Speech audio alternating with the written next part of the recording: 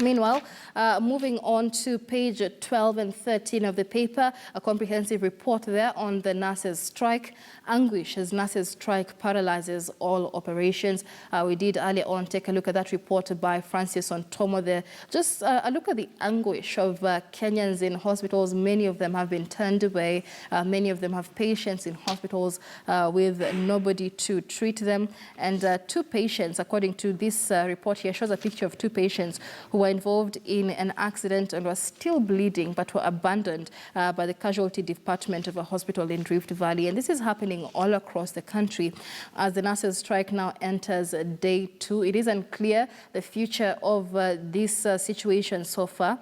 Remember, nurses say they will not go back to work until the CBA is signed and registered, but the Council of Governors has shifted that weight to the Salaries and Remuneration Commission, but the SRC has now rejected that deal. There's also issues coming up from Treasury that nurses seem to have inflated the figures that were initially contained in their draft CBA, asking now for 40 billion shillings every financial year. Later on, like I mentioned, we'll be speaking to members of the Kenya National Union of Nurses just to get their side of the story. And again, the question, we're interacting with you on our question of the day this morning. We're asking you whether there is a goodwill between the nurses, the medics and the government to end the nurses' strike. Do continue engaging us on that question.